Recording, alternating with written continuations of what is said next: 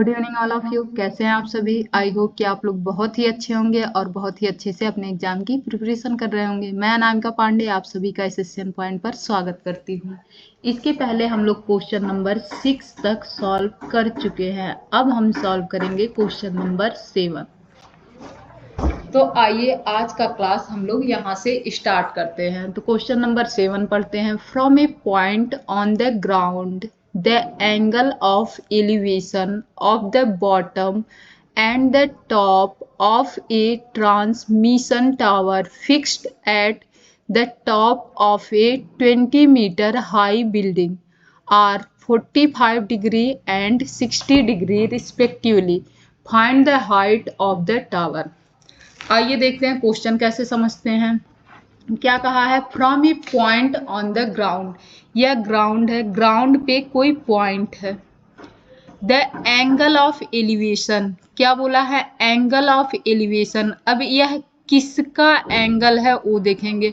Of the bottom and top of the transmission tower, एक tower है, कोई tower है, उसके बॉटम का और उसके टॉप का जो एलिवेशन है वो एंगल, उसके बारे में बताया गया। पहले क्या बताया गया? बॉटम का क्या है, दूसरा टॉप का, यानी कि पहला हमारा क्या होगा? बॉटम का।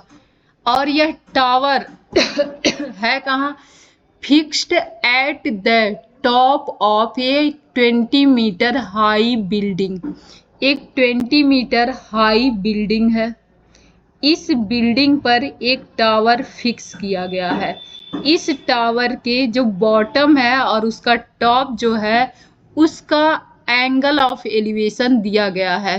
क्या है? The angle of elevation of the bottom and top of a transmission tower fixed at the top of 20 metre high building are 45 degree and 60 degree.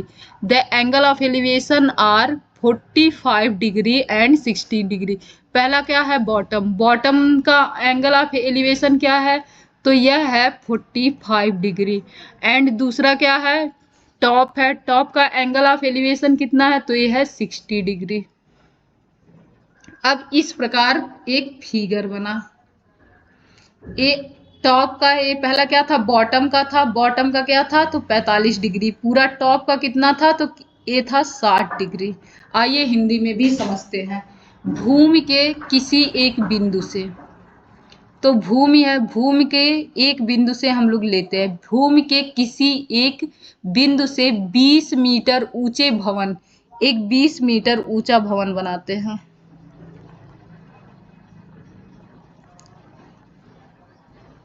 यह हुआ हमारा 20 मीटर ऊंचा भवन।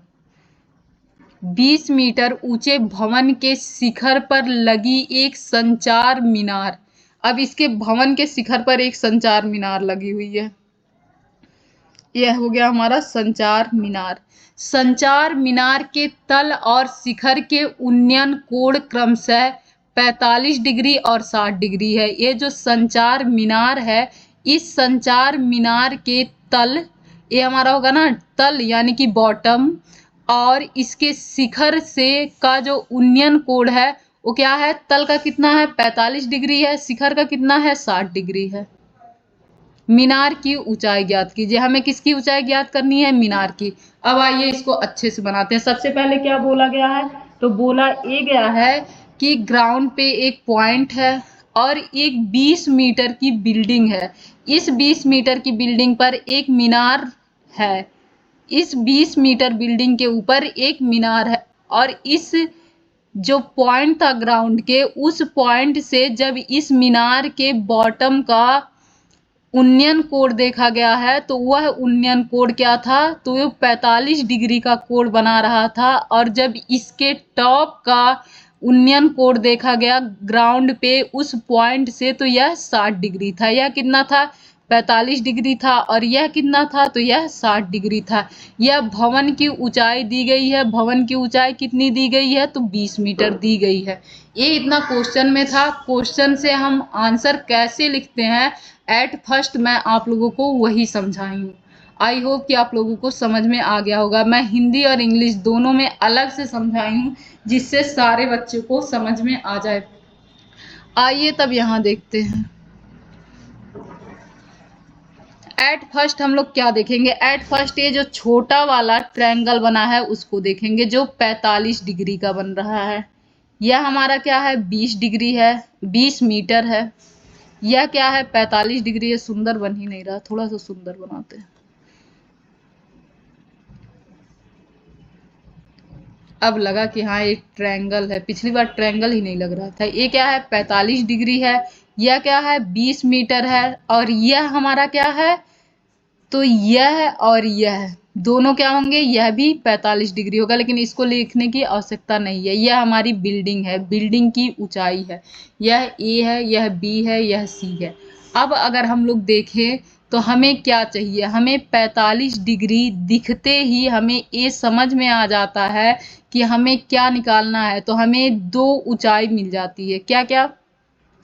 हमें दो ऊंचाई मिल जाती है कि 45 डिग्री से जो ट्रायंगल बनती है उसकी यह साइड और यह साइड दोनों क्या होती है? बराबर होती है। क्या मैं बोली हूँ? अगर 45 डिग्री से कोई राइट एंगल ट्रायंगल बन रही है, यह क्या है? 45 डिग्री होगी, तो ये भी क्या हो जाएगा? 45 डिग्री हो जाएगी। तो यह दोनों साइड बराबर हो जाएगी। यही मैं सोच रही थी आप लोगों को बताऊं या ना ही बताऊं, लेकिन फिर भी मैं क्या बता दी। क्यों? क्योंकि इसके पहले भी मैं आप लोगों को बता चुकी हूँ कि जब कोई भी ट्रायंगल बने और उसके दो एंगल बराबर हो, क्या हो? जब कोई ट्रायंगल बने उसके दो एंगल बराबर हो तो उसकी करस्पॉन्डिंग साइड भी क्या होती है? बराबर होती है। ये तो मैं आप लोगों को एक्स्ट्रा इन्फॉर्मेशन बताई हूँ। यहाँ आते हैं। अब अगर इन दोनों ट्रायंगल में देखा जाए तो कॉमन क्या है? कॉमन लाइन क्या कौन सी है? तो हमें कॉमन लाइन यही मिली है। कॉमन लाइन कौन सी मिली? तो यही कॉमन लाइन मिली है ना। तो यानी कि हमें सबसे पहले एट फर्स्ट क्या निकालना पड़ेगा? यह BC निकालना पड़ेगा। क्यों? क्योंकि यह दोनों ट्रायंगल में कॉमन लाइन है। अब अगर आपको याद हो कि अगर दो एंगल इक्वल होते हैं तो उनके करेस्पॉन्डिंग साइड भी क्या होती है? इक्वल होती है। तब तो बहुत अच्छी बात है। नहीं याद है तो निकालते हैं इसका।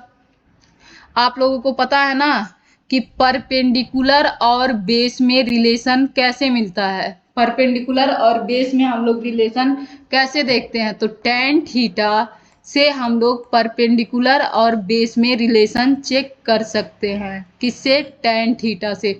तो आइए यहाँ निकालते हैं tan थीटा से value. tan theta is equal to P/B। हमें क्या चाहिए? ये वैल्यू किसकी है? P की है। हमें चाहिए क्या? B चाहिए। और थीटा की वैल्यू कितनी दी गई है? तो थीटा की वैल्यू दी गई है 45 डिग्री। तो यहाँ हो जाएगा tan 45 degree is equal to P की वैल्यू कितनी दी गई है? 20। B की वैल्यू B। यहाँ सॉल्व करेंगे तो tan 45 की वैल्यू कितनी होती है? आप लोगों को याद होगा tan 45 की वैल्यू 1 होती है। 1 is equal to 20 divide by B। B को इधर कर देंगे, हमारा मिल जाएगा B इज इक्वल टू 20। यही मैं क्या बताई हूँ कि अगर किसी भी ट्रायंगल में दो एंगल इक्वल हो, क्या हो? दो एंगल इक्वल हो तो उनके करस्पॉन्डिंग साइड का मतलब यह लाइन और यह लाइन भी क्या होगा? इक्वल होगा। तो यह हमारा एंगल 90 डिग्री। अगर यह एंगल 90 डिग्री तो यह एंगल 45। यह एंगल क्या बन जाएगा? 45 हो जाएगा। क्यों? क्योंकि ट्रायंगल के सारे एंगल का सम कितना होता है? 180 होता है। तो यह 90 और इन दोनों को जोड़ के क्या होगा? 90 90 180 हो जाएगा। तो यहाँ से भी ये चीज हम लोग लिख सकते थे कि if any triangle two angles are equal then corresponding side also equal. इसे हिंदी में लिख सकते थे कि अगर किसी भी ट्रायंगल के दो एंगल इक्वल हैं तो उनके करेस्पॉन्डिंग साइड मतलब संगत भुजाएं भी इक्वल होंगी। या तो हम लोग यहाँ से इसको लिख के निकाल सकते हैं। जो मन करे आप लोग अप्लाई कर सकते हैं। आइए अब क्वेश्चन पे चलते हैं। हमें क्या मिला? यह 20 मिला और यह भी 20 मिला। अब हम बड़े वाले राइट एंगल ट्रायंगल को देखेंगे। किसको देखेंगे? बड़े वाले को देखेंगे। इस छोटे वाले को थोड़ी देर के लिए हटा देंगे। छोटे वाले को हटाएंगे तो हमें क्या मिलेगा? हमें मिलेगा यह वैल्यू। कितनी आई है हमारी? यह है 60 डिग्री, यह हमें मिल गया है। यह कितना है 20 डिग्री। और हमें निकालना क्या है, हमें निकालना है मीनार की ऊंचाई, मतलब यहाँ से लेके यहाँ तक की ऊंचाई निकालनी है। लेकिन एट फर्स्ट हम क्या करेंगे, एट फर्स्ट सबसे पहले हम यहाँ से यहाँ तक पूरी ऊंचाई निकालेंगे, क्योंकि हमें 60 डिग्री कहाँ से कहाँ तक मिला है, यहाँ से यहाँ तक के लिए 60 डिग्री हमें मिला है। तो आइए पूरी ऊंचाई निकालते हैं। हमें क्या निकालना है, यह निकालना है और यह निकालना है। रिलेशन हमें किस में दिख रहा है, P एंड B में रिलेशन दिख रहा है। रिलेशन किस में दिख रहा है, तो परपेंडिकुलर, यह हमारा परपेंडिकुलर होता है ना, इसके पहले चैप्टर में मैं बहुत अच्छे से समझाई हूँ। तो यह क्या होता है, यह परपेंडिकुलर होता है और यह बेस होता है। तो परपेंडिकुलर अपॉन बेस किसकी वैल्यू होती है, तो tan थीटा की वैल्यू होती है। यहाँ क्या अप्लाई करेंगे, tan theta is equal to P by B। Theta की वैल्यू कितनी दी गई है, तो 60 डिग्री दी गई है, तो हम पुट कर लेंगे tan 60 degree is equal to P की वैल्यू P ही है, B की वैल्यू दी गई है, B की वैल्यू कितनी दी गई है 20 डिग्री। अब 60 tan 60 की वैल्यू कितनी होती है √3, और P की वैल्यू दी नहीं गई है और B की वैल्यू 20। अब B को, ये 20 को क्या करेंगे, इधर ट्रांसफर करेंगे, तो P इज इक्वल टू आ जाएगा 20√3, आ जाएगा ना 20√3। अब आइए यहाँ थोड़ा सा और समझते हैं। हमें क्या हुआ है, हमें यहाँ से यहाँ तक हाइट निकालनी है। कहाँ से कहाँ तक की, यहाँ से यहाँ तक की हाइट निकालनी है। और हमें पूरी हाइट पता है, क्या है, पूरी हाइट पता है। पूरी हाइट क्या है, 20√3। और यहाँ से यहाँ तक की हाइट पता है। अगर पूरी हाइट में से यहाँ तक की हाइट को सब्ट्रैक्ट कर दें, तो घटा दें, तो हमें कहाँ की हाइट मिल जाएगी, हमें मीनार की हाइट मिल जाएगी, या तो यहाँ से यहाँ तक की हाइट मिल जाएगी ना। क्या समझाएं, फिर से बताती हूँ। हमें यहाँ से यहाँ तक की हाइट पता है और पूरी हाइट पता है। क्या है, पूरी हाइट पता है। अगर इस पूरी हाइट में से यहाँ तक की हाइट घटा दी जाए, तो हमें यहाँ की हाइट मिल जाएगी ना, और यही हमें निकालना है। तो आइए घटाते हैं। हाइट ऑफ मीनार is equal to height of tower is equal to height of tower is equal to क्या हो जाएगा, पूरा 20√3 माइनस 20 को क्या करेंगे, कॉमन कर लेंगे। हमारा आंसर क्या आ जाएगा, √3 माइनस 20 को कॉमन करते ही हमारा आंसर क्या आ गया, √3 माइनस 1, और यही हमारा आंसर हो जाएगा। नेक्स्ट क्वेश्चन चलते हैं।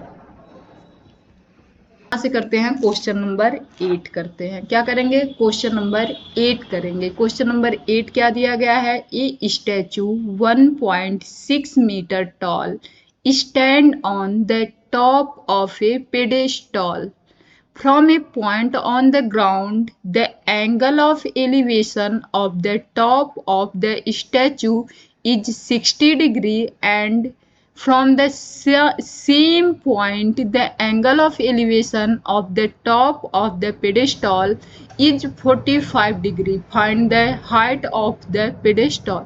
एक पेडेस्टॉल के शिखर पर एक 1.46 मीटर, यहाँ पर गलत है, यहाँ पर क्या है 4 लिखा है, यह गलत है, 1.6 हो जाएगा। 1.6 मीटर ऊंची मूर्ति लगी है। भूमि के एक बिंदु से मूर्ति के शिखर का उन्नयन कोण 60 डिग्री है, और पेडेस्टॉल से और बिंदु से पेडेस्टॉल के शिखर का उन्नयन कोण 45 डिग्री है। पेडेस्टॉल की ऊंचाई ज्ञात कीजिए। एट फर्स्ट क्या कहा गया है कि एक पेडेस्टॉल के शिखर पर 1.6 मीटर ऊंची मूर्ति लगी है। क्या क्या कह सकते हैं कि एक पेडेस्टॉल है, पेडेस्टॉल के शिखर पर, ये पेडेस्टॉल का शिखर हो गया, और इसके शिखर पर आप लोग देखे होंगे ऐसे मूर्तियां बनी रहती है, उसके नीचे एक पेडेस्टॉल भी बना होता है। तो ये इसी के बारे में कहा गया है। आइए चलते हैं। तो ये पेडेस्टॉल के शिखर पर क्या है, एक मूर्ति लगी हुई है। ये क्या है, एक मूर्ति लगी हुई है। यही लिखा है, a statue 1.6 metre tall stand on the top of a pedestal. यह पेडेस्टॉल था, पेडेस्टॉल के टॉप पर 1.6 मीटर की एक मूर्ति है। अब क्या कह रहा, from A point on the ground the angle of elevation of the top of the statue is 60। यह स्टैचू थी, इस स्टैचू की अगर टॉप देखा जाए तो इस टॉप से किसी एक पॉइंट, जो पॉइंट कहाँ है, ग्राउंड पे पॉइंट है, इस पॉइंट से जब इस टॉप को देखा गया तो एंगल ऑफ एलिवेशन कितना बना, तो एंगल ऑफ एलिवेशन 60 डिग्री बना। कितना बना था एंगल ऑफ एलिवेशन, तो 60 डिग्री बना था। अब देखिए यही लिखा यहाँ भी है, भूमि के एक बिंदु से मूर्ति के शिखर का उन्नयन कोण 60 डिग्री है। भूमि का एक पॉइंट था, अगर पॉइंट हम लोग बी मान ले तो यह भूमि के पॉइंट बी से यह जो मूर्ति था ना, यहाँ से यहाँ तक ये मूर्ति था, मूर्ति के शिखर का उन्नयन कोण कितना डिग्री है, तो 60 डिग्री है। अब देखते हैं, और बिंदु से पेडेस्टॉल के शिखर का उन्नयन कोण 45 डिग्री है। यह क्या था, तो ये पेडेस्टॉल का शिखर था। तो पेडेस्टॉल के शिखर का, इस बिंदु से पेडेस्टॉल के शिखर का जो उन्नयन कोण है वह 45 डिग्री है। तो पेडेस्टॉल की ऊंचाई ज्ञात कीजिए। यहाँ देखा जाए, यहाँ भी लिखा है, from the same point, from the same point, उसी बिंदु से, the angle of elevation of the top of the pedestal, pedestal का जो टॉप होता है उसका जो एंगल ऑफ एलिवेशन है वो कितना है, 45 डिग्री है। Find the height of pedestal. अब हमें क्या करना है, पेडेस्टॉल की हाइट फाइंड करनी है। तो आइए सॉल्व करते हैं। सबसे पहले हम लोग ट्रायंगल इतना देखेंगे, नाम लिख लेते हैं ए बी सी डी। तो सबसे पहले ट्रायंगल ए बी डी देखेंगे। अगर ए बी डी को यहाँ साइड में बनाते हैं तो क्या बनेगा, एंगल कितना है ए बी डी में, 45 डिग्री। और यह क्या था, डी था, यह क्या है, ए है, यह क्या है, बी है। अब आप लोगों को पता होगा, दो चीज पता होगा कि अगर कभी भी किसी ट्रायंगल में दो एंगल बराबर होते हैं तो उसके करस्पॉन्डिंग साइड भी क्या होते हैं, बराबर होते हैं। यह भी 45 डिग्री हो जाएगा तो इसका करस्पॉन्डिंग साइड जो होगा यह भी x हो जाएगा, तो यह भी x हो जाएगा। आइए tan से देखते हैं। आप लोगों को पता है कि इस क्वेश्चन में हमें क्या निकालने की आवश्यकता पड़ेगी। पिछले क्वेश्चन की तरह इस क्वेश्चन में भी हमें ये बेस और यह परपेंडिकुलर की आवश्यकता पड़ने वाली है। तो आइए देखते हैं tan से। tan theta is equal to perpendicular upon base. Theta की वैल्यू कितनी है, 45 है, तो ये हो जाएगा tan 45 degree is equal to P by B. tan 45 की वैल्यू कितनी होती है, 1 होती है, यहाँ p बाई बी हो जाएगा। अगर b को इधर कर दें तो b is equal to P हो जाएगा। अगर b is equal to x है तो p इज इक्वल टू भी क्या हो जाएगा, x हो जाएगा। तो अगर हम लोग ए बी को x मानते हैं तो ए डी भी क्या हो जाएगा, x हो जाएगा। अब आइए हम लोग पूरे फिगर ए बी सी को देखते हैं। क्या देखेंगे, ए बी सी को देखेंगे। जब ए बी सी को देखेंगे तो यह वैल्यू हमारी x हो गई, यह वैल्यू हमारी x हो गई। तो फिर अब हमें क्या चाहिए, हमें इसकी वैल्यू निकालनी है ना। तो अगर हमें पूरे की वैल्यू मिल जाए तो भी हम इसकी वैल्यू निकाल सकते हैं। तो यहाँ पर हम लोग फॉर्मूला क्या यूज करेंगे, यहाँ पर भी p एंड b में भी रिलेशन दिख रही है, तो ये वैल्यू किसकी होती है, tan थीटा की होगी। तो हम लोग यहाँ लिखेंगे tan theta is equal to P by B. Theta की वैल्यू कितनी दी गई है, 60 दी गई है, तो tan 60 is equal to P by B. tan 60 is equal to कितना होता है, तो tan 60 इज इक्वल टू होता है √3। तो यह हो जाएगा √3। p की वैल्यू 1.6 में अगर x जोड़ दे तो हमें p की वैल्यू मिल जाएगी। और b की वैल्यू कितनी दी गई है, तो b की वैल्यू है x। अब हम लोग क्या करेंगे, x को इधर लेते आएंगे तो ये हो जाएगा √3x is equal to 1.6 plus में x। अब इस x को इधर लाएंगे तो सिंबल चेंज होके इधर आ जाएगा, तो ये हो जाएगा √3x minus x is equal to 1.6। x को कॉमन कर लेंगे तो ये हो जाएगा √3 minus 1 is equal to 1.6। x is equal to क्या हो जाएगा 1.6 डिवाइड बाई √3 माइनस 1। यहाँ लिखते हैं x इज इक्वल टू क्या होगा, तो 1.6 डिवाइड बाई √3 माइनस 1। ऊपर नीचे किससे मल्टीप्लाई करेंगे, तो √3 प्लस 1 से ऊपर नीचे मल्टीप्लाई कर देंगे। ऊपर क्या हो जाएगा, तो हो जाएगा 1.6 इंटू √3 प्लस 1। नीचे क्या होगा, जब √3 माइनस 1 एंड √3 प्लस 1 में मल्टीप्लाई होता है तो ये किसका फॉर्म बन गया, a माइनस बी का एंड a प्लस बी का बन गया ना। तो क्या मिलता है हमें, √3 का स्क्वायर माइनस 1 का स्क्वायर। √3 क्या होगा 3 हो जाएगा, माइनस में 1 क्या होगा -1 हो जाएगा। ये वैल्यू कितनी आ जाएगी, 2 आ जाएगी। तो इसे आप लोग क्या करेंगे, नोट करेंगे। चार्ज खत्म हो रहा है, एक काम करती हूँ मैं, सबसे पहले चार्ज लगाती हूँ, नहीं तो ये स्विच ऑफ हो जाएगा। आप लोग 2 मिनट तब तक इसको देख सकते हैं। ये कितनी आई थी, हमारी वैल्यू 2 आई थी, और इसे 2 से डिवाइड कर देंगे तो ये आ जाएगा 0.8। ब्रैकेट में क्या आएगा, √3 plus 1।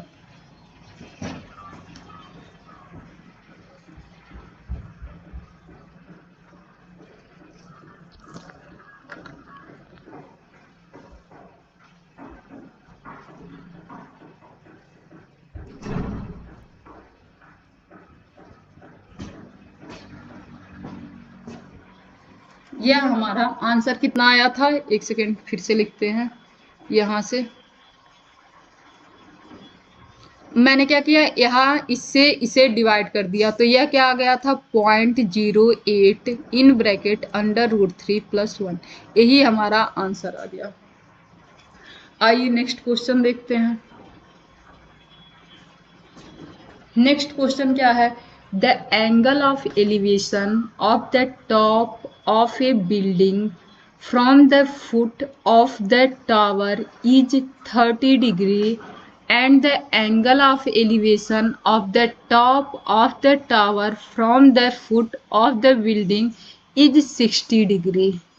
If the tower is 50 meter high, find the height of the building. एक मीनार के पाद बिंदु से एक भवन के शिखर का उन्नयन कोण 30 डिग्री है और भवन के पाद बिंदु से मीनार के शिखर का उन्नयन कोण 60 डिग्री है। यदि मीनार 50 मीटर ऊंची है तो भवन की ऊंचाई ज्ञात कीजिए। आइए फिगर बनाते हैं। तो क्या हो जाएगा, सबसे पहले the angle of elevation of the top of A building from the foot of the tower.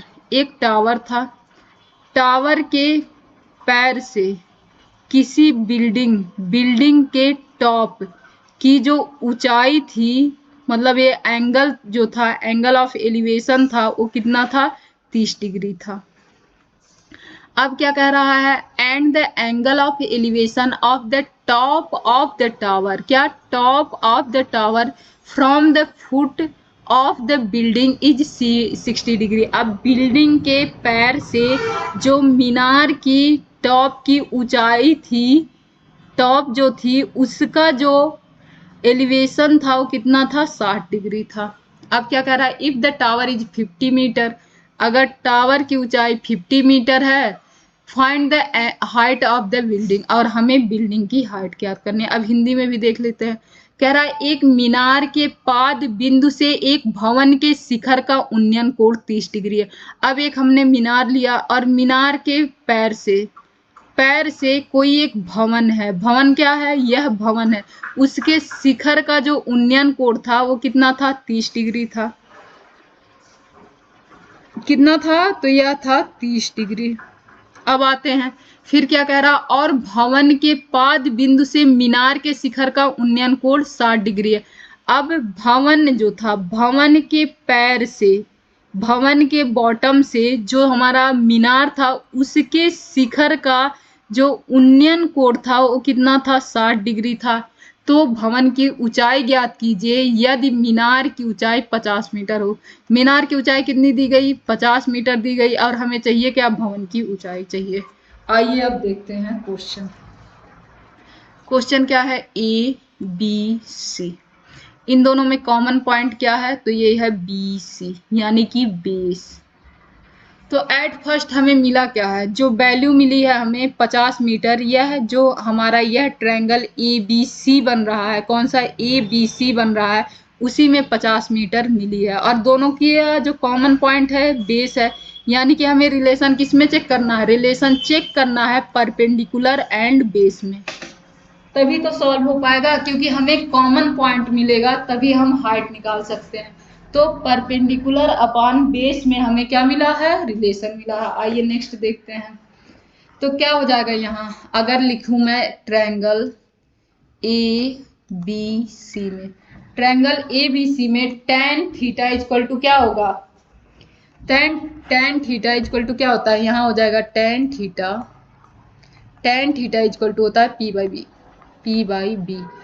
Theta की वैल्यू कितनी दी गई है, 60 डिग्री, तो ये क्या हो जाएगा tan 60 degree is equal to, P की वैल्यू कितनी दी गई है 50 मीटर, बी की वैल्यू कुछ नहीं दी गई है।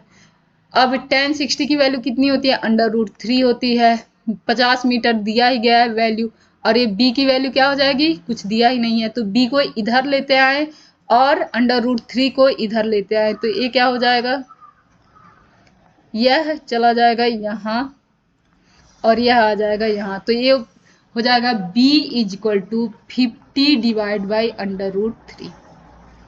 इसकी वैल्यू कितनी मिली, 50 बटे √3। अब इसको देखते हैं, किस ट्रायंगल को देखते हैं, triangle B C D.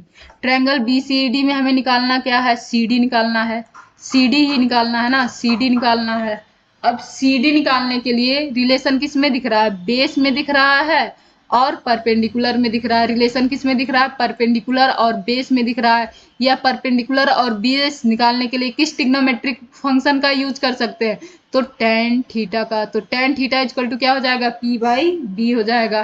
Theta की वैल्यू कितनी दी गई है, तो यह थीटा की वैल्यू कितनी दी गई है, थीटा की वैल्यू दी गई है 30 डिग्री, तो ये हो जाएगा tan 30 is equal to P की वैल्यू दी ही नहीं गई है, बी की वैल्यू दी गई है, कितनी दी गई है बी की वैल्यू, तो b की वैल्यू हमारी दी गई है 50 डिवाइड बाई 3।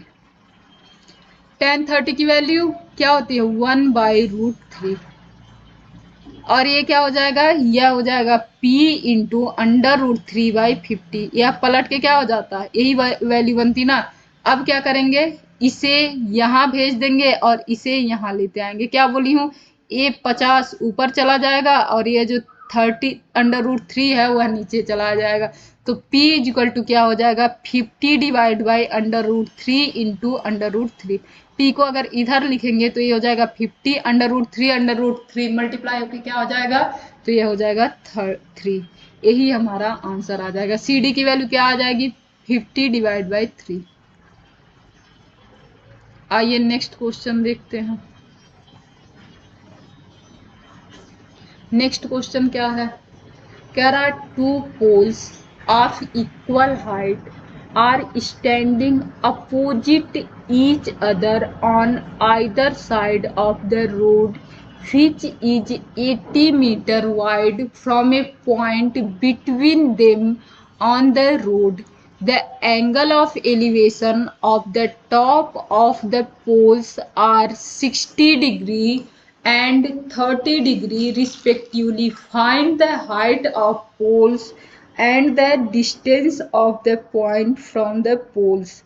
एक 80 मीटर चौड़ी रोड के दोनों और आमने सामने की लंबाई, सामने वाले 2 खंभे लगे हुए हैं। इन दोनों खंभों के बीच सड़क के एक बिंदु से खंभे के शिखर के उन्नयन कोण क्रमशः 60 डिग्री और 30 डिग्री है।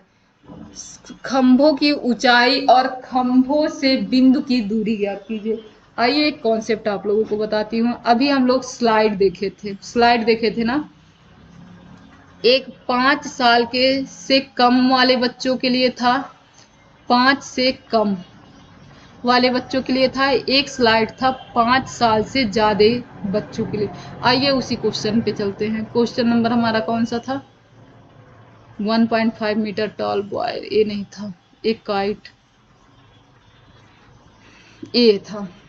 क्या था इस क्वेश्चन में कि दो हमें स्लाइड्स लगानी थी। क्या लगानी थी? 2 स्लाइड्स लगानी थी। क्यों इसे समझा रही हूँ? इससे अभी आप लोगों को समझ में आ जाएगा, क्योंकि यहाँ भी क्या है, 30 डिग्री 60 डिग्री, और जो क्वेश्चन हम लोग करेंगे वहां भी 30 डिग्री और 60 डिग्री है। तो हुआ क्या था, एक जो था हमारा, उसकी हाइट थी 1.5 मीटर। यह छोटे बच्चों के लिए था, छोटे बच्चों के लिए, जो 5 साल से कम बच्चों की एज थी। और इसका एंगल क्या था? 60 डिग्री। इसका एंगल क्या था? 30 डिग्री।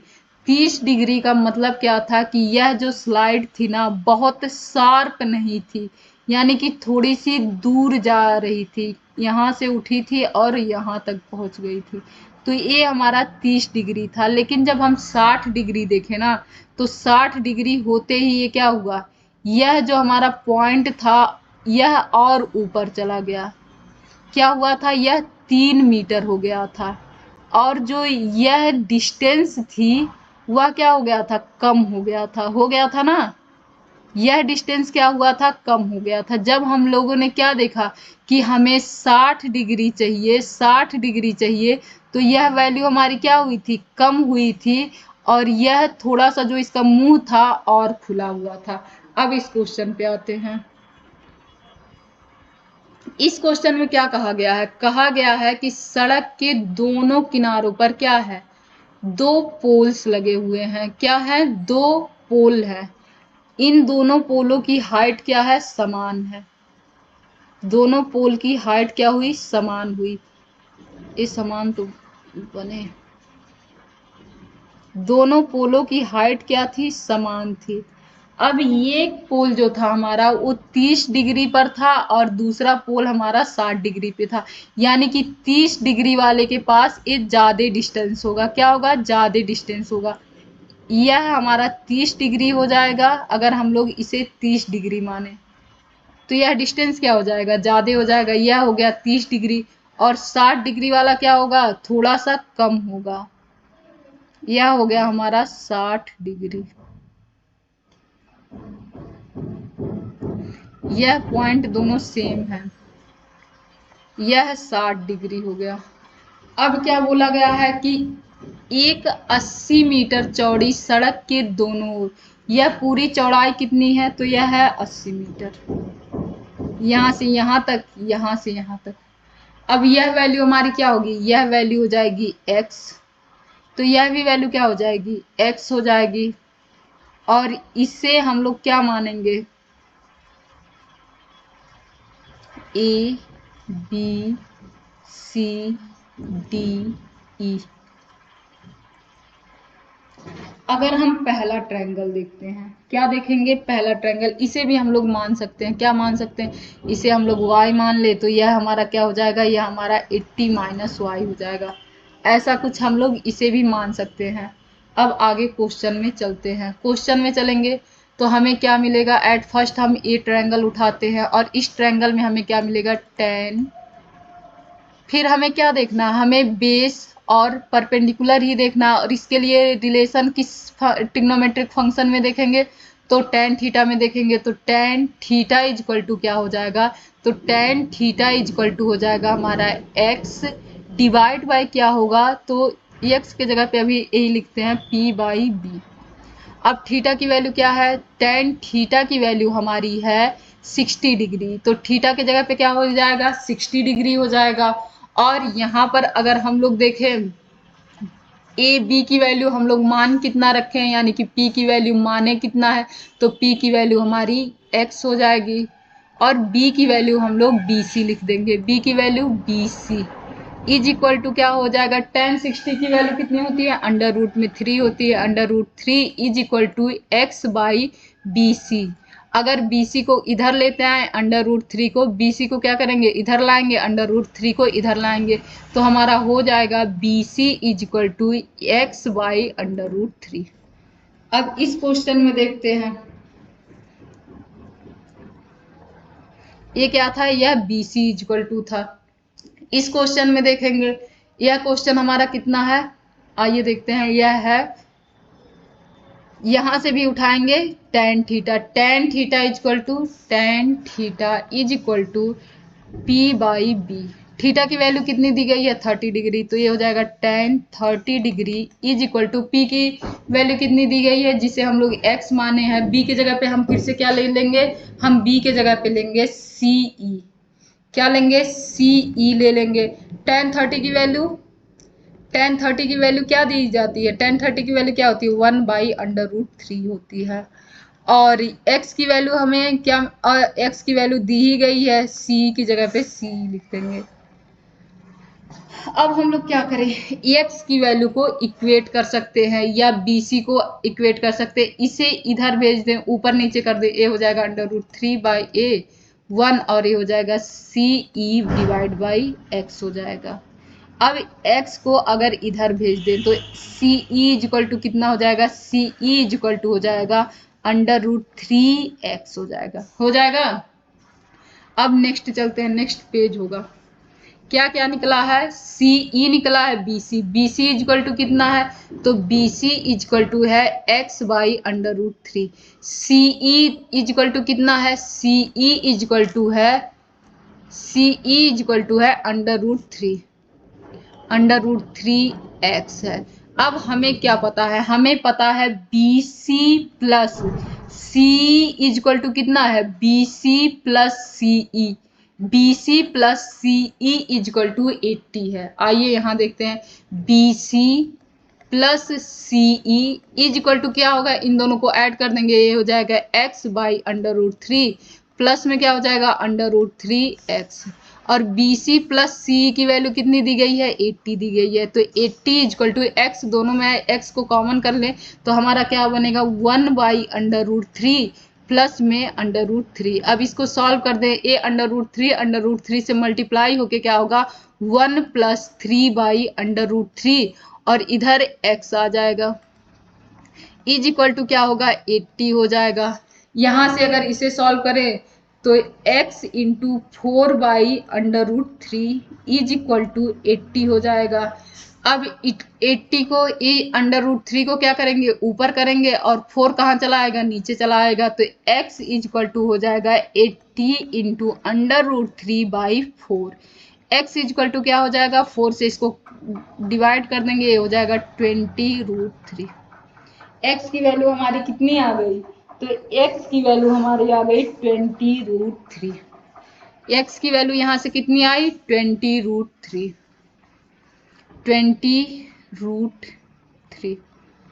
और यहाँ भी कितनी हो गई 20√3। अब हमें किसकी वैल्यू चाहिए, C की वैल्यू चाहिए ना, CE की वैल्यू चाहिए। तो C के x की जगह पे क्या लिख देंगे, CE is equal to √3, x के जगह पे 220 इंटू √3, ये 20 हो जाएगा, √3 इंटू √3 कितना हो जाएगा, तो ये 3 हो जाएगा इंटू 3। C हमारी कितनी मिल गई 60 डिग्री, C कितनी मिली 60 डिग्री। अब BC की वैल्यू चाहिए तो यहाँ लिख देते हैं, BC x की वैल्यू कितनी आई है 20 आई है, 20 √3 और डिवाइड बाई √3, यह वैल्यू हमें कितनी मिल गई 20 डिग्री। समझ में आया, हमें क्या क्या निकालना था, तो सबसे पहले हमें इन दोनों की हाइट निकालनी थी, पोल्स की हाइट निकालनी थी। क्या निकालनी थी, जो पोल दिया गया है उसकी हाइट निकालनी थी। सबसे पहले तो हमने क्या किया, सबसे पहले पोल की हाइट निकाली और पोल की हाइट निकालने के बाद जो ये x की वैल्यू आई थी CF और BC जो हमारे पास वैल्यू थी, इन दोनों जगहों पे मैं x की वैल्यू पुट करके BC और CE की वैल्यू निकाल ली थी। चलिए नेक्स्ट क्वेश्चन देखते हैं। नेक्स्ट क्वेश्चन आप लोग कर सकते हैं, आइए देखते हैं next question. A TV tower stands vertically on a bank of a canal from a point on the other bank directly opposite the tower. The angle of elevation of the top of the tower is 60 degree from another point 20 meter away from this point on the line joining this point to the foot of the tower, the angle of elevation of the top of the tower is 30 degree. Find the height of the tower and the width of the canal. कह रहा है ये जो figure बना हुआ है, figure के अनुसार एक क्वेश्चन दिया गया है, हिंदी में भी पढ़ लेते हैं। एक नहर के एक तट पर एक टीवी टावर ऊर्ध्वाधर खड़ा है। टावर के शिखर का उन्नयन कोण 60 डिग्री है। इस तट पर इस बिंदु से 20 मीटर दूर और इस बिंदु को मीनार के पाद से मिलाने वाली रेखा पर स्थित एक अन्य बिंदु से टावर के शिखर का उन्नयन कोण 30 डिग्री है। टावर की ऊंचाई और नहर की चौड़ाई ज्ञात कीजिए। एट फर्स्ट क्या कह रहा है, एक टीवी टावर है। एक TV tower stand vertically on a bank of canal. यहाँ पर एक टीवी टावर लगा हुआ है। कहाँ बना है टीवी टावर? ये तो पहले से ही टीवी टावर बना है। चलिए यहाँ बनाते हैं टीवी टावर। एक टीवी टावर है, एक टावर है। यह टावर कोई एक पॉइंट है, इस पॉइंट से 60 डिग्री का एंगल बनाता है। यहाँ क्या लिखा है? From A point on the other bank directly opposite the tower. इस टावर के डायरेक्टली अपोजिट दूसरे किनारे पर एक बिंदु है, वहां से the angle of elevation of the top of tower is 60 degree. यहाँ से इस टावर का जो एंगल ऑफ एलिवेशन बन रहा है वो कितना बन रहा है? 60 डिग्री बन रहा है। अब आगे चल रहे हैं, कह रहा है फ्रॉम अनदर पॉइंट, एक दूसरा पॉइंट है, 20 metre away from this point. इस पॉइंट के 20 मीटर अवे है, लेकिन किधर? On the line joining this point to the foot of the tower. इस टावर के जो पैर है, उस पैर से जो एक लाइन ज्वाइन हो रही है, उसी लाइन पर 20 मीटर आगे, किस लाइन पर? उसी लाइन पर 20 मीटर आगे एक और पॉइंट है, और इस पॉइंट से जो एंगल ऑफ एलिवेशन है टावर के टॉप का, वो कितना होगा? तो वो होगा 30 डिग्री। अब कहा है find the height of the tower and breadth of the canal. ये जो कैनल था इसकी चौड़ाई ज्ञात करनी है और इसकी हाइट ज्ञात करनी है। हिंदी में भी सेम यही है। हिंदी में बनाएं या आप लोगों को समझ में आ गया? आइए हिंदी में भी ट्राई करते हैं। एक नहर के एक तट पर एक टीवी टावर ऊर्ध्वाधर खड़ा है। आइए एक टीवी टावर खड़ा कर देते हैं। ये एक टीवी टावर खड़ा था। टावर के शिखर का उन्नयन कोण 60 डिग्री है। कोई एक पॉइंट है, वहां से टावर के शिखर का उन्नयन कोण क्या है? 60 डिग्री है। फिर कह रहा है इसी तट पर इस बिंदु से 20 मीटर दूर, किस बिंदु से? इसी बिंदु से 20 मीटर दूर इस बिंदु को मीनार के पाद से मिलाने वाली रेखा पर स्थित एक अन्य बिंदु से, क्या है? इस बिंदु से ये मीनार जो है, मीनार के पाद बिंदु से मिलाने वाली जो रेखा बन रही है, उससे 20 मीटर दूर, उससे 20 मीटर दूर कोई पॉइंट है, वहां से उसके शिखर का उन्नयन कोण 30 डिग्री है। वहां से उसके शिखर का उन्नयन कोण कितना है? तो 30 डिग्री है। अब हमें क्या ज्ञात करना है? मीनार की हाइट ज्ञात करनी है और नहर की चौड़ाई ज्ञात करनी है। आइए ये इतना ज्ञात करते हैं। चलते हैं एट फर्स्ट। तो हम लोग यहाँ क्या करेंगे? हम लोगों के पास भी यहाँ वही ऑप्शन है। ये क्या होगा? दोनों में x कॉमन हो जाएगा। तो एट फर्स्ट यह क्या होगा? इसे हम लोग निकालेंगे। तो आइए पहला देखते हैं। ट्रायंगल ए बी सी में, ट्रायंगल ए बी सी में A base into perpendicular upon base होगा। परपेंडिकुलर अपॉन बेस में हम tan का फॉर्मूला यूज करेंगे। तो tan 60 इज इक्वल टू क्या हो जाएगा? x अपॉन सी बी हो जाएगा। यही होगा ना? अब नेक्स्ट हम लोग देखेंगे tan 60 की वैल्यू हमारी क्या हो जाएगी? तो tan 60 की वैल्यू हमारी हो जाती है √3 is equal to x upon C B. अब यहाँ C B is equal to क्या हो सकता है, या x इज इक्वल टू क्या हो जाएगा? तो x इज इक्वल टू हो जाएगा √3 सी बी। ए एक्स की वैल्यू आ गई, यहाँ लिखते हैं x is equal to √3cb।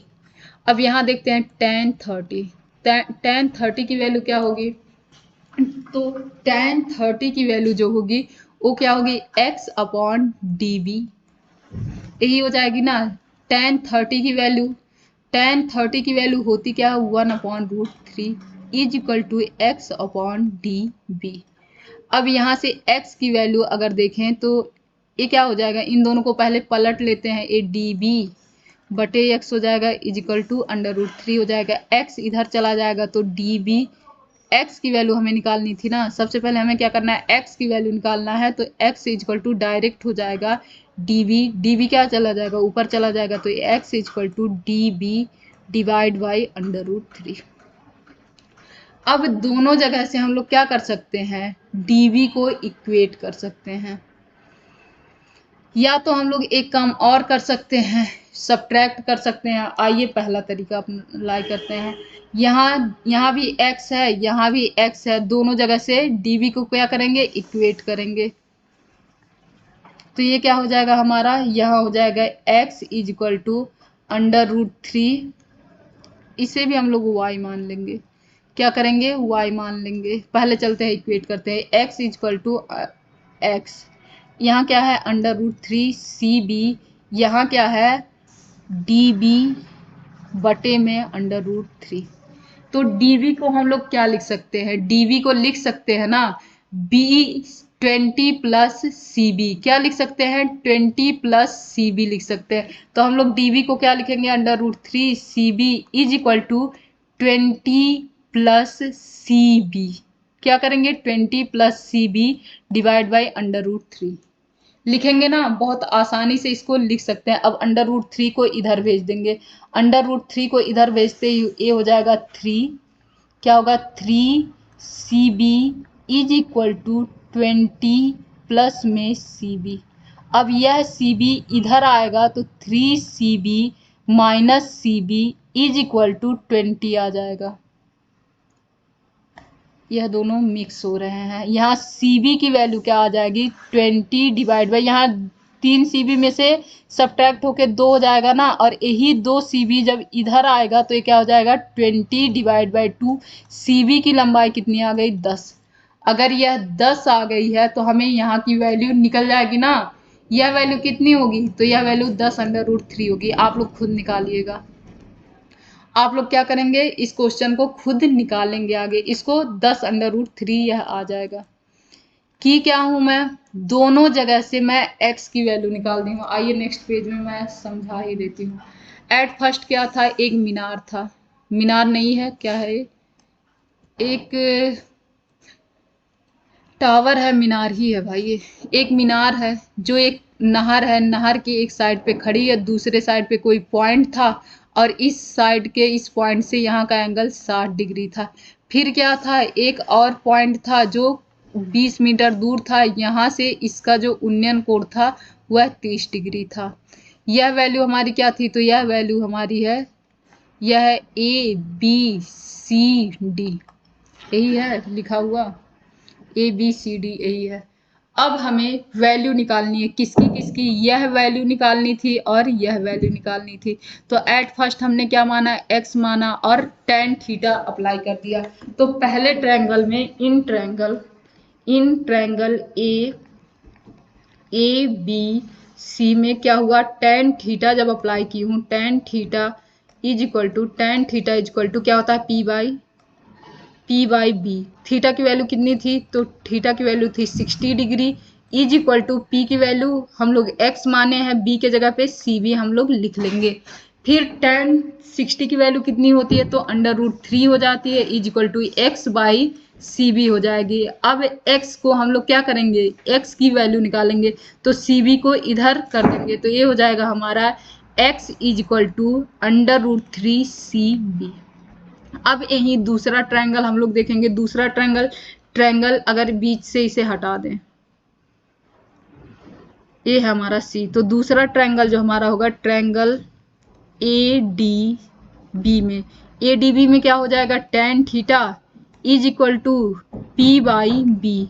Theta की वैल्यू कितनी दी गई है, तो 30 दी गई है। पी के जगह पे हम लोग एक्स कंसीडर किए हैं, बी के जगह पे D C is equal to ten. 30 की वैल्यू कितनी होती है, तो टेन 30 की वैल्यू होती है 1/√3 होती है। इज इक्वल टू एक्स की वैल्यू एक्स है और डीसी की जगह पे हम लोग डीसी लिख दिए हैं। एक्स की वैल्यू फिर से निकालेंगे तो एक्स इज इक्वल टू क्या हो जाएगा, डीसी को इधर भेज देंगे, डीसी डिवाइड बाई √3।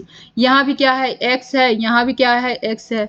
तो इक्वेशन 1 और 2 को इक्वेट करने पे तो ये क्या हो जाएगा, एक्स इज इक्वल टू, यहाँ लिखते हैं x is equal to X हो जाएगा। x की वैल्यू यहाँ कितनी है, √3 cb है और यहाँ x की वैल्यू क्या है, dc डिवाइड बाई √3 है।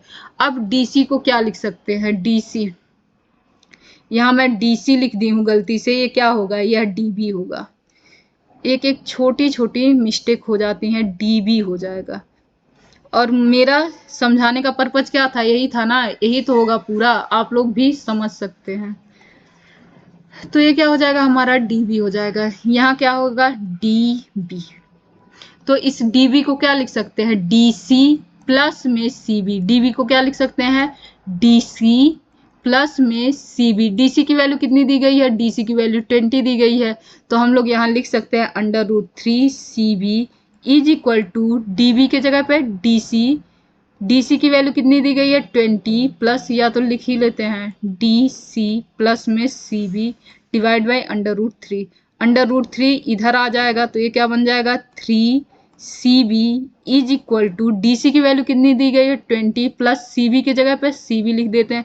अब cb को इधर लेते आएंगे तो ये हो जाएगा 3cb माइनस में cb इज इक्वल टू 20। यहाँ 2cb इज इक्वल टू 20 हो जाएगा और cb इज इक्वल टू क्या होगा, 10 हो जाएगा। यहाँ की वैल्यू हमारी कितनी आ गई, 10 आ गई। अब ए ट्रायंगल हम लोग देखेंगे, ए कितनी थी, 60 थी, यह कितनी थी, 60 थी। और यहाँ से हमें x की वैल्यू कितनी मिली है, हमें cb की वैल्यू मिल गई है ना 10, कितनी मिली गई है, इन इक्वेशन 1 हमें cb की वैल्यू कितनी मिली है, 10। तो x is equal to √3 cb की वैल्यू 10, तो x is equal to √3 into 10। यह वैल्यू हमारी कितनी हो जाएगी, 10√3। मुझे उम्मीद है कि आप लोगों को ये क्वेश्चन समझ में आ गया होगा। आइए नेक्स्ट करते हैं। From the top of a 7-meter high building, the angle of elevation of the top of a cable tower is 60 degree and the angle of depression of its foot is 45 degree. Determine the height of the tower. 7 metre ऊंचे भवन के शिखर से एक tower के शिखर का उन्नयन कोण 60 degree है और उसके पाद का अवनमन कोण 45 डिग्री है। टावर की ऊंचाई ज्ञात कीजिए। आइए इस क्वेश्चन को समझाती हूँ। इसके बाद कितने क्वेश्चन हैं, 14 क्वेश्चन टोटल थे, जिसमें ये क्या है, लाइट हाउस है, ये क्या है, यह बलून है।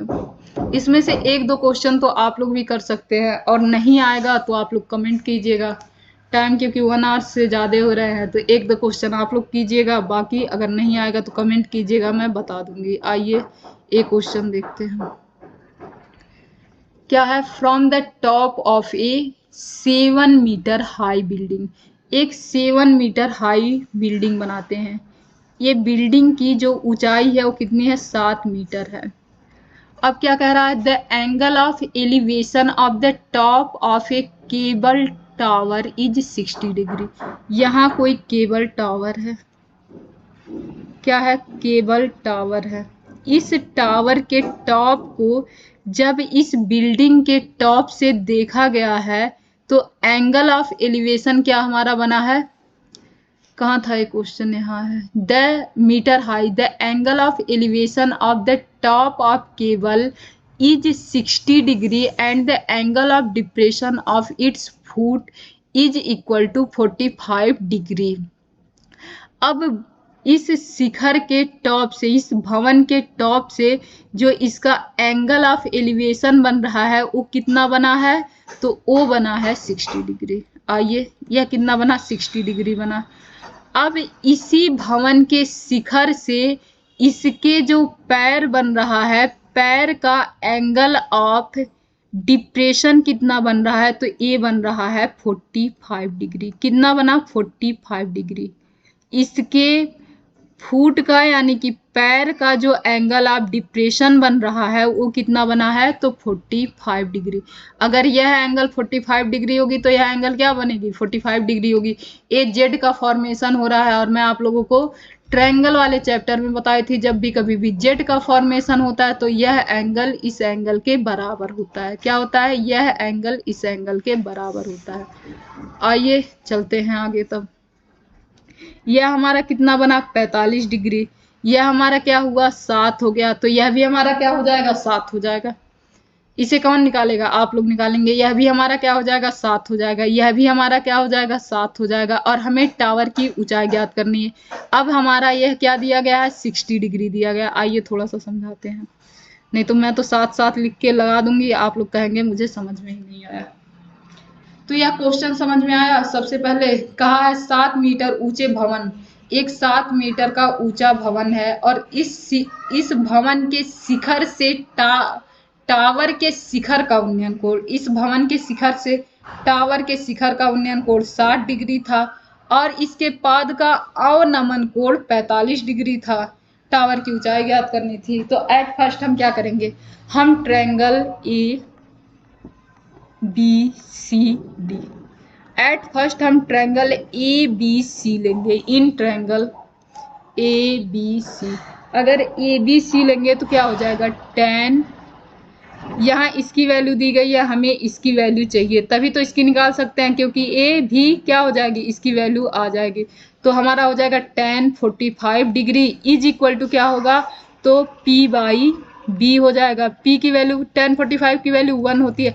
P की वैल्यू कितनी दी गई है, 7 होती है। B की वैल्यू दी ही नहीं गई है, तो B को इधर लाएंगे तो B की वैल्यू कितनी हो जाएगी, 7 हो जाएगी। अगर यह वैल्यू 7 हुई तो आपको दिख रहा है यह भी क्या हो जाएगी, 7 हो जाएगी, क्योंकि यह दोनों क्या है, इक्वल है। तो यह भी वैल्यू हमारी क्या हो जाएगी, 7 हो जाएगी। और यह वैल्यू अगर 7 है तो यह वैल्यू भी क्या हो जाएगी, 7 हो जाएगी। अब ट्रायंगल क्या है, यहाँ ई मान लेते हैं। अब ट्रायंगल ए ई डी में, ए ई डी में फिर से क्या करेंगे, हमें यही तो चाहिए, हम tan ले लेंगे। तो tan theta is equal to theta नहीं 60, इस बार डायरेक्ट करते हैं। tan 60 इज इक्वल टू क्या होगा, P बाई बी होगा। tan 60 की वैल्यू √3 होती है। P की वैल्यू कितनी दी गई है, तो P की वैल्यू दी नहीं गई है, उसे मान लेते हैं P। B की वैल्यू 7 आ गई है, तो P की वैल्यू हमारी क्या आ जाएगी, 7 इधर आ जाएगा तो मल्टीप्लाई हो जाएगा, तो ये 7√3 हो जाएगी P की वैल्यू। अब इसी को हम लोग क्या करें, ऐड कर लें। अगर यह DE हाइट ऑफ, ये चाहिए height of tower is equal to क्या हो जाएगा, तो डी बी हो जाएगा। डी बी को क्या क्या ऐड कर सकते हैं, डी ई प्लस में ई बी। तो हमारा डी ई यानी कि पी जो था ये क्या है, डी ई है। डी ई की वैल्यू कितनी आई है, 7√3। ई बी की वैल्यू कितनी आई है, 7। 7 को बाहर कॉमन कर सकते हैं, √3 + 1, इसका आंसर आ गया। नेक्स्ट क्वेश्चन देखते हैं। नेक्स्ट क्वेश्चन में क्या है कि समुद्र तल से 75 मीटर ऊंची हाइट हाउस के शिखर से दोनों देखने पर समुद्र जहाज के अवनमन कोण क्रमशः 30 डिग्री और 45 डिग्री है। यदि लाइट हाउस के एक ही ओर एक जहाज के ठीक पीछे हो तो दो जहाज के बीच की दूरी ज्ञात कीजिए। इंग्लिश में पढ़ते हैं। As observed from the top of a 75 meter high lighthouse from the sea level, the angle of depression of two ships are 30 degree and 45 degree. If one ship is exactly behind the other on the same side of lighthouse, find the distance between the two ships. यहाँ क्या है, एक light house है, एक ये light house है, और इसका जो ये टॉप है यहाँ से दो शिप दिख रहे हैं। एक शिप यहाँ है और दूसरी शिप यहाँ है। जब इन दोनों का एंगल ऑफ डिप्रेशन देखा गया तो एक का 45 डिग्री था और दूसरे का 30 डिग्री था। पहले कौन सा बोला गया है, तो पहले का बोला गया है एंगल ऑफ डिप्रेशन कितना था, तो पहले का एंगल ऑफ डिप्रेशन आप लोगों का 30 डिग्री था। पहले का एंगल ऑफ डिप्रेशन 30 डिग्री था और दूसरे का एंगल ऑफ डिप्रेशन 45 डिग्री था। तो आप लोगों को पता है ये क्या बनता है, ये जेड का फॉर्मेशन बनता है। तो यहाँ का एंगल जो होगा, यहाँ का एंगल जो होगा वही एंगल यहाँ का भी होगा। यह क्या हो जाएगा, 30 डिग्री हो जाएगा। अब इसको थोड़ा सा और इरेज करते हैं। ये एंगल कितना था हमारा, 45 डिग्री था। तो यह भी एंगल हमारा कितना बन जाएगा, यह भी एंगल हमारा 45 डिग्री बन जाएगा। अब क्या बताया था कि ये जो लाइट हाउस थी वो कितना मीटर था, 75 मीटर था। तो ये हमारा क्या हो जाएगा, यह 75 मीटर हो जाएगा। अगर यह 75 मीटर होगा तो हम फिर से tan ही यूज करेंगे, और tan यूज करेंगे तो tan 45 डिग्री इक्वल टू क्या होगा, 75/b हो जाएगा, p/b हो जाएगा। tan 45 की वैल्यू कितनी होती है, 1 आती है। p की वैल्यू कितनी है, 75 है। b की वैल्यू नहीं दी गई है, b इक्वल टू कितना हो जाएगा, 75 हो जाएगा। यह वैल्यू हमारी कितनी आ गई, 75 हो गई। अब हम क्या करेंगे, ट्रायंगल हम अभी तक ए बी सी में देखे हैं, in triangle A B C में देखे हैं। अब पूरे बड़े ट्रायंगल में देखेंगे, इसे डी मान लेते हैं। A triangle A B D में देखेंगे, और जब ए बी डी में देखेंगे तो ये क्या होगा, tan 30 degree is equal to क्या हो जाएगा, तो यह हो जाएगा tan 30 degree is equal to p/b। तो tan 30 की वैल्यू कितनी होती है, 30 की वैल्यू हमारी हो जाती है 1/√3। p की वैल्यू 75 दी गई है, b के जगह पे हम लोग अभी b ही रहने देते हैं, यहाँ पर b1 मान लेते हैं। अगर इसे हम b माने थे तो इसे b1 मान लेते हैं। तो ये क्या हो जाएगा हमारा, तो b1 की जो वैल्यू आएगी वो क्या हो जाएगी, ये इधर चला जाएगा, ये इधर चला आएगा, 75/√3 आ जाएगा। यही आएगा ना, 75/√3, और इसे सब्ट्रैक्ट कर देंगे तो हमारा आंसर आ जाएगा। आइए सब्ट्रैक्ट करते हैं।